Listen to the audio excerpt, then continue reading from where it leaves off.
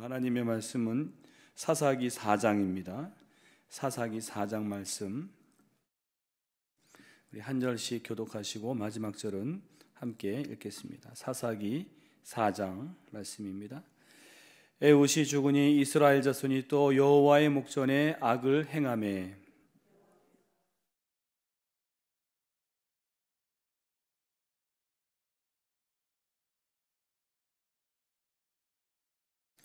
야빈 왕은 철병거 900대가 있어 20년 동안 이스라엘 자손을 심히 학대하였으므로 이스라엘 자손이 여호와께 부르짖었더라.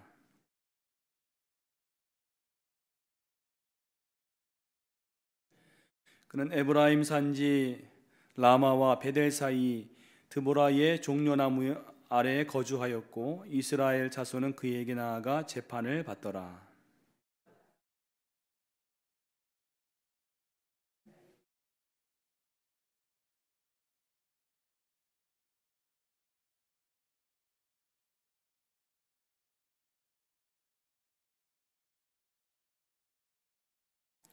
내가 야빈의 군대 장관 시스라와 그의 병거들과 그의 무리를 기손강으로 이끌어 내게 이르게 하고 그를 내 손에 넘겨주리라 하셨느니라.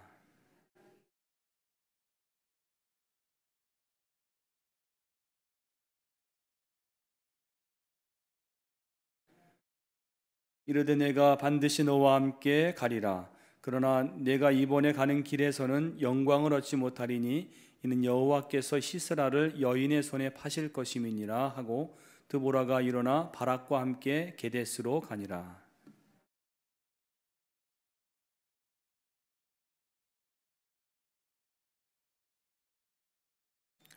모세의 장인 호밥의 자손 중 겐 사람 헤벨이 자기 족속을 떠나 게데스에 가까운 사아나님 상수리 나무 곁에 이르러 장막을 쳤더라.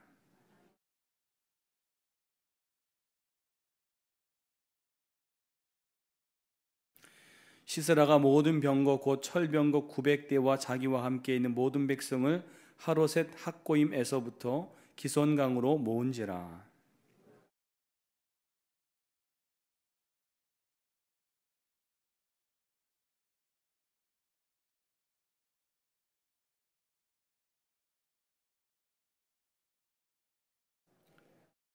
여호와께서 바락 앞에서 시스라와 그의 모든 병거와 그의 온 군대를 칼날로 혼란에 빠지게 하심에 시스라가 병거에서 내려 걸어서 도망한지라.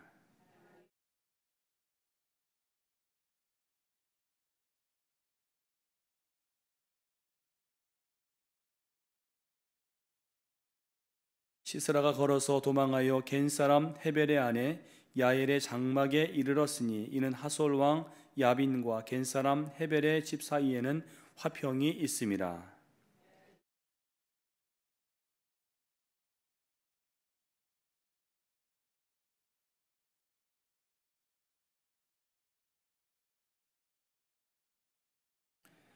시스라가 그에게 말하되 청하노니 내게 물을 조금 마시게 하라. 내가 목이 마르다 하매 우유 부대를 열어 그에게 마시게 하고 그를 덮으니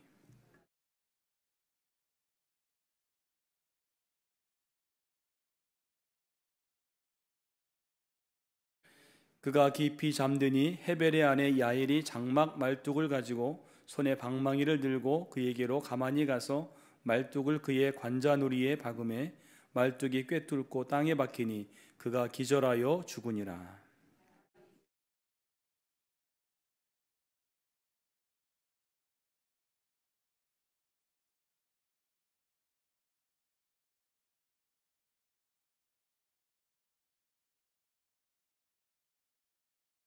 이와 같이 이날에 하나님이 가나안 왕 야빈을 이스라엘 자손 앞에 굴복하게 하신지라. 이스라엘 자손의 손이 가나안 왕 야빈을 점점 더 눌러서 마침내 가나안 왕 야빈을 진멸하였더라. 아멘. 할렐루야. 오늘 이 새벽에 하나님의 전을 사모함으로 나오신 여러분들과 또 방송으로 기도하시는 모든 분들에게 하나님의 역사와 승리가 있으시기를 간절히 축원합니다. 오늘 말씀의 제목은 구원은 하나님께로부터, 구원은 하나님께로부터. 사사기 3장 어제 말씀에서 하나님께서는 사사 에웃을 통해서 이스라엘을 이방의 압제로부터 구원하신 이후에 여러분 어제 3장 30절에 보시면 거기에 80년 동안 이스라엘이 전쟁이 없는 평안한 날을 지내게 되었습니다. 오늘 읽은 이 사사기 4장은 이 사사 에웃이 죽은 이후의 일들을 다루는데, 특별히 하나님께 악을 행한 이스라엘이 누구에게 팔리는가 하면 하솔 왕 야빈에게 팔립니다. 특별히 그 군대 장관 이 시스라의 압제를 받게 되고, 오늘 그 시스라의 손에서 다시 이스라엘을 구원하시는 내용이 오늘 이 사사기 4장의 내용인데, 함께 세 가지로 은혜를 나누기를 원합니다. 오늘은 좀 대지가 좀 긴데 굉장히 중요한 말씀이어서 여러분 잘 참조하셔서 적으시기 바랍니다. 첫 번째로는 하나님을 온전히 신뢰하는 사람에게 세상은 위협이 될 수 없다. 하나님을 온전히 신뢰하는 자에게 세상은 위협이 될 수 없다는 것입니다. 하나님을 온전히 신뢰하는 자에게 세상은 위협이 될 수 없다. 오늘 본문 1절에 보면 사사 에웃이 죽은 다음에 이스라엘은 또 하나님의 목전에서 악을 행했고, 그로 인해서 그들은 다시 이방의 압제를 맞이하게 됩니다. 하나님께서 이스라엘을 내어주신 나라가 어디입니까? 여러분 2절 보시면 여호와께서 하솔에서 통치하는 가나안 왕 야빈의 손에 파셨으니, 바로 이 하솔의 가나안 왕 야빈입니다. 이 하솔이라는 나라는 북부 가나안, 즉 저 갈릴리 북쪽에 있는 그런 나라인데, 한때는 여호수아 군대에 패배를 해서 납달리 지파의 지배를 받던 그런 족속입니다. 그리고 여기에 가나안 왕 야빈이라는 것은, 야빈은 사람의 이름이라기보다는 가나안 왕을 가리키는 그런 호칭으로 여겨집니다.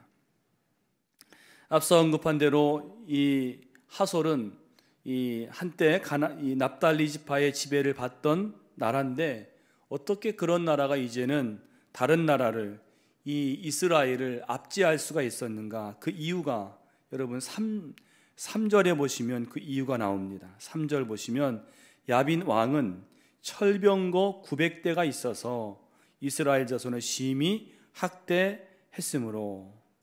철병거 900대입니다. 여러분 고대의 전투에서 이 철제병기의 사용은 승리의 강력한 요건입니다.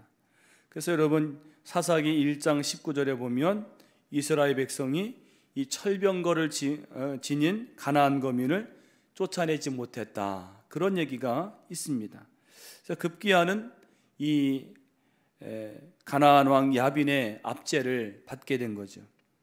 여러분 이런 모습은 언뜻 보면 세상의 강력한 수단을 가지고 위협하면 하나님의 백성이라도 어쩔 수 없이 그 앞에 당하고 그 앞에서 힘없이 무너질 수밖에 없는 게 아니냐 하는 그런 의구심을 갖게 됩니다. 그러나 이런 모습, 즉 세상의 강력한 수단 앞에서 성도가 그냥 무릎을 꿇느냐 아니면 그것을 극복하느냐, 이 관건은 성도들의 신앙에 따라서 얼마든지 달라질 수 있다는 이야기입니다. 다시 말해서 세상이 아무리 강력한 수단과 방법을 가졌다 할지라도 성도가 하나님을 온전히 신뢰하면 그 세상은 결코 성도들에게 위협이 되지 못하고 그 수단은 무용지물이 될 수 있다는 그런 얘기입니다. 여러분 그것을 잘 보여주는 것이 뭐냐면 출애굽할 때의 바로의 애굽의 병거들입니다. 여러분 이스라엘 백성들이 출애굽 당시에 그 6월절 밤에 애굽을 탈출하죠. 그때 바로가 다시 마음이 완악하게 되어서 그 이스라엘 백성들을 쫓아가는데, 추격하는데 그때 사용된 게 바로 바로의 병거입니다. 이 바로의 병거는요, 당시 그 고대 근동의 최고의 병기였습니다. 그리고 최정예 훈련되고 가장 좋은 이 바로의 병거 600대와 애굽의 모든 병거를 다 동원하고 또 거기에다가 마병들, 군사들을 다 데리고 지금 그 출애굽한 이스라엘을 추격하는 거죠. 여러분, 이 애굽의 무서운 전투병기 앞에서 이스라엘 백성들은 그냥 다 초계와 같이 쓰러질 것이 불보듯 훤합니다. 더군다나 그들 앞을 가로막은 것은 홍해입니다. 둘 중에 하나죠. 물에 빠져 죽든 아니면 애굽의 병거와 마병에 다 죽든. 근데 그때 모세가 하나님을 신뢰했습니다. 어떻게 신뢰했습니까? 출애굽기 14장 13절에 보니까 모세가 백성에게 이르되 너희는 두려워하지 말고 가만히 서서 여호와께서 오늘날 너희를 위하여 행하시는 구원을 보라. 너희가 오늘 본 애굽 사람을 영원히 다시 보지 아니하리라. 하나님은 그 모세의 믿음을 보시고 어떻게 하셨습니까? 하나님이 모세에게 너는 이스라엘 자손을 명령하여 앞으로 나아가게 하고 지팡이를 들고 손을 들어서 바다로 내어밀라. 그래서 그것이 갈라지게 하라. 모세가 하나님 명령대로 바다 위로 손을 내밀었을 때 하나님께서는 큰 동풍을 불어서 밤새도록 물이 물러가게 하셔서 그 홍해를 마른 땅으로 만드셨습니다. 그래서 그 마른 땅으로 이스라엘이 건너가게 하시고 더 놀라운 것은 그들을 따라서 이 애굽의 병거들도 바로의 병거들도 뒤따라 들어왔어요. 들어왔는데 그들은 다 그 홍해의 수장이 되었다는 거죠. 그 기가 막힌 이 바로의 최정의 그 전투병기가 그 홍해에 다 수장되어 버린 것입니다. 여러분 기억하시기 바랍니다. 하나님을 온전히 신뢰하는 사람에게는 세상의 어떠한 강력한 수단과 방법도 위협이나 장애물이 될 수 없음을 믿으시고 하나님을 온전히 신뢰하시기를 간절히 축원합니다. 두 번째로 전쟁의 승패는 사람이 아니라 하나님을 신뢰하는 믿음에 달려 있다. 전쟁의 승패는 사람이 아니라 하나님을 신뢰하는 믿음에 달려 있다. 여러분, 이스라엘이 오늘 야빈 왕의 압제를 받고 하나님께 부르짖었을 때 하나님이 그들에게 보내신 사사가 누구냐면요, 여러분 4절에 보면 여자입니다. 여선지자 드보라예요. 드보라. 여러분, 이 드보라는 사사들 중에 유일하게 여자였습니다. 그래서 이 드보라는 전쟁의 용사가 아니었습니다. 이 드보라는 이스라엘을 구하기 위해서 직접 나선 게 아니라 여기 오늘 보니까 이 바락이라는 사람을 불러서 6절에 보시면 바락을 불러서 그로 하여금 전쟁을 수행하게 하시는 거예요. 하나님께서 드보라를 통해서 바락에게 말씀하신 게 6절입니다. 우리 6절 말씀 같이 한번 읽어보겠습니다. 6절입니다. 드보라가 사람을 보내어 아비노함의 아들 바락을 납달리 게데스에서 불러다가 그에게 이르되 이스라엘의 하나님 여호와께서 이같이 명령하지 아니하셨느냐? 너는 납달리 자손과 스불론 자손 10,000명을 거느리고 다볼 산으로 가라. 아멘. 오늘 드보라의 전한 말씀이 요지는 납달리 자손과 또 스불론 자손 10,000명을 데리고 너는 전쟁에 참여하라. 그런 얘기입니다. 바락이 그 선봉에 서라고 하는 얘기예요. 이 드보라의 말 중에 중요한 말이 뭐냐면 6절 중간에 있는 말입니다. 이스라엘 하나님 여호와께서 이같이 명령하지 아니하셨느냐, 이 말입니다. 이게 무슨 말인가 하면 이 말은 내가 하는 말이 아니라, 여자인 내가 하는 말이 아니라 하나님의 명령이라는 거죠. 그러니까 하나님을 신뢰하고 믿음으로 나아가라는 얘기입니다. 그런데 8절에 보니까 이 바락이요, 매우 소극적인 태도를 보여주고 있습니다. 8절 보니까 바락이 그에게 이르되 만일 당신이 나와 함께 가면 내가 가려니와 만일 당신이 나와 함께 가지 아니하면 나도 가지 아니하겠노라 하니. 오늘 바락이 이렇게 말한 것은 자신이 드보라의 그 명령을 수행하기에는 너무 불안한 거예요. 그래서 드보라와 동행하기를 요청한 것입니다. 여기서 바락의 실수는 하나님의 명령이라는 말을 들었음에도 그가 하나님을 의지하기보다는 인간 드보라를 더 의지했던 것을 보게 되는 것입니다. 그래서 드보라가 여러분 9절에 보니까 그와 동행하기를 수락을 해요. 그러면서 한 가지 아쉬운 예언을 하게 되는 것입니다. 9절 말씀 같이 읽겠습니다. 이르되 내가 반드시 너와 함께 가리라. 그러나 네가 이번에 가는 길에서는 영광을 얻지 못하리니 이는 여호와께서 시스라를 여인의 손에 파실 것임이니라 하고 드보라가 일어나 바락과 함께 게데스로 가니라. 무슨 말입니까? 내가 너와 동행하기는 할 텐데 이번에 전쟁에서의 결정적인 승리는 네가 거두는 것이 아니라 한 여인에 의해서 그 승리가 이루어질 것이다. 네가 영광을 받지는 못할 것이다. 그런 얘기입니다. 만약에 바락이 이 드보라의 명령을 듣고 하나님의 말씀으로 여기고 하나님을 온전히 신뢰하고 제가 가겠습니다 했다면 이 전쟁의 승리의 영광은 바락에게 주어졌을지도 모릅니다. 오늘 무엇이 중요합니까? 바락이 몰랐던 것. 전쟁의 승패는 하나님께 달려있는 거예요. 어떤 사람의 수나 어떤 개인 뛰어난 리더에 달려있는 것이 아니라 오직 하나님께 있음을 신뢰하고 나갈 때 거기에서 전쟁의 승패가 이루어지는 것을 믿으시기를 간절히 축원합니다. 우리가 신앙생활할 때 때로는 사람을 의지할 때가 있어요. 사람이 강해 보이고 또 때로는 기도 많이 하는 그런 사람이 있어서 그를 의지하는 그런 때도 있는데 여러분 우리가 의지할 분은 오직 하나님이신 것을 믿으시기를 바랍니다.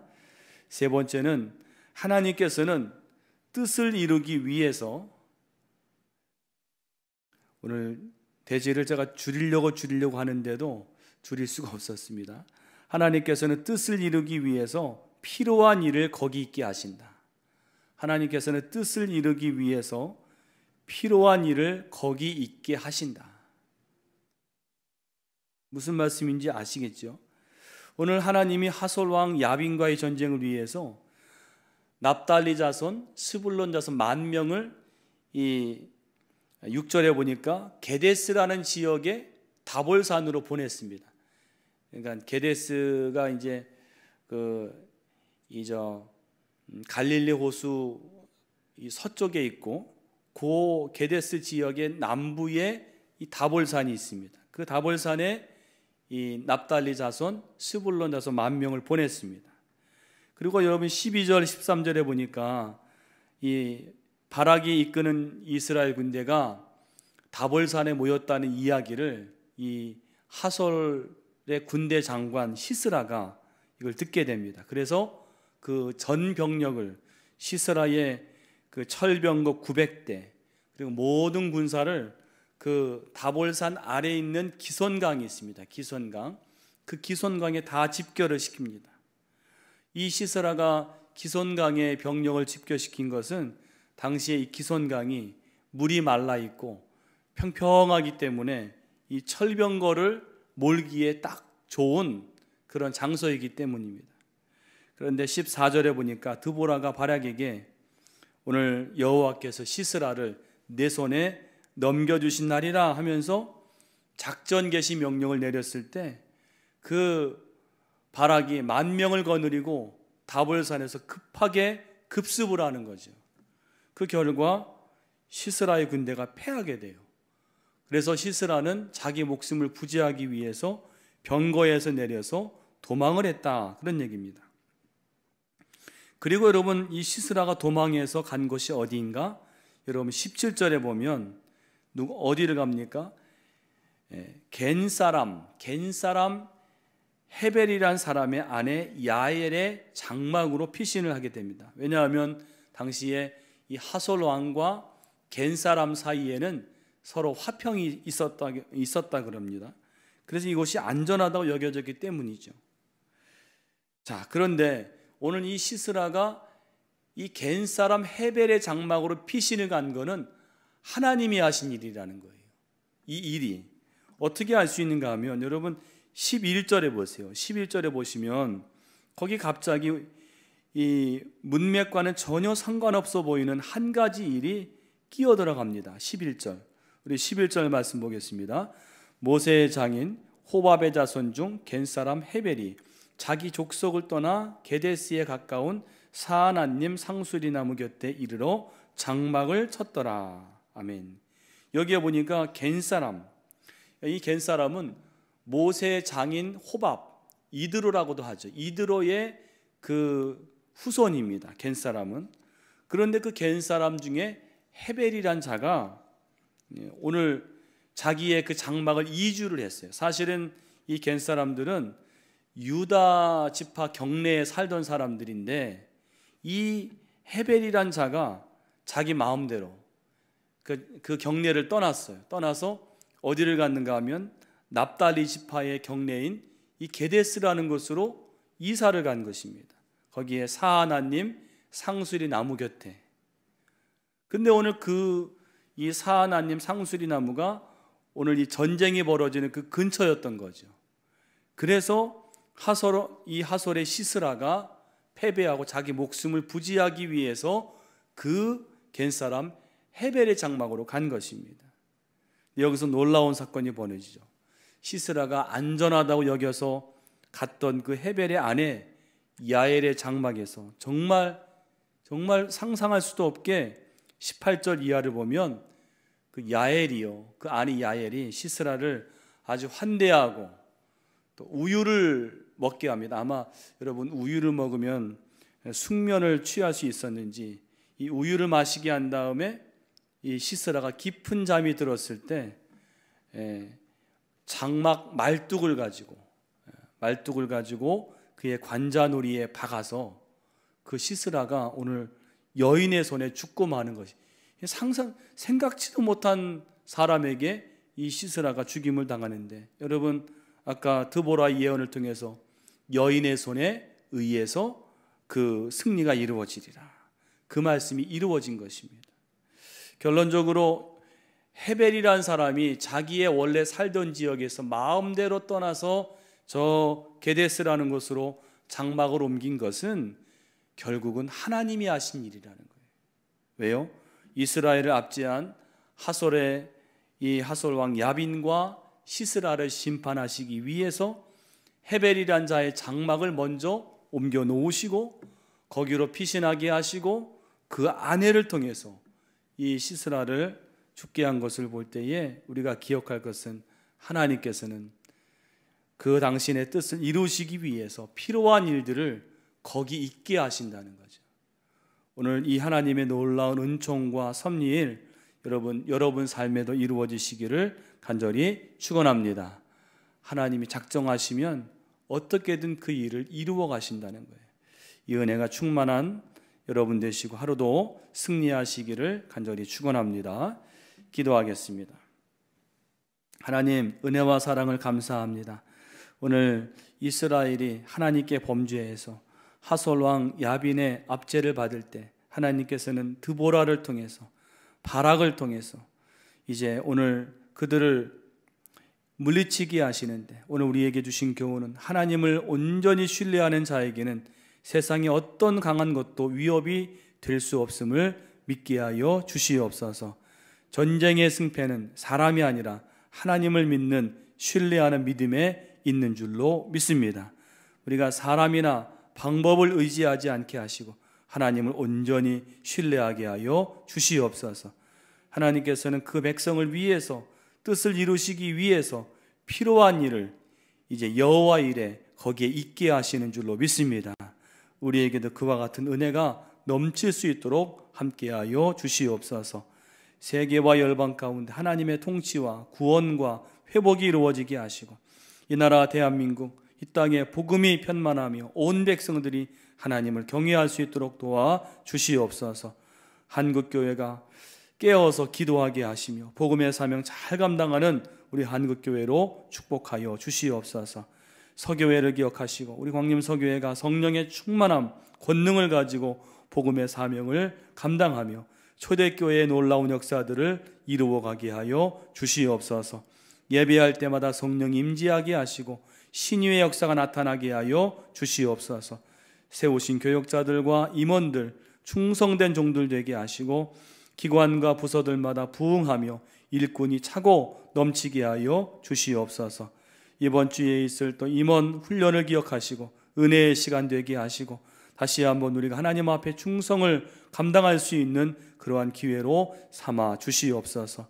우리의 가정과 또 기업과 자녀들 주님께서 눈동자처럼 보호해 주시고 어디를 가든 무엇을 하든 하나님 어려움 당하지 말며 하나님 형통한 축복을 더하여 주시옵소서. 아버지 하나님, 우리 환우들이 있습니다. 찾아가 주시어서 위로하시고 주님의 권능의 손길로 어루만지시사 깨끗이 나음받게 하시고 일어나게 하여 주시옵소서. 이 모든 것 감사드리면서 예수님의 이름으로 기도하옵나이다. 아멘.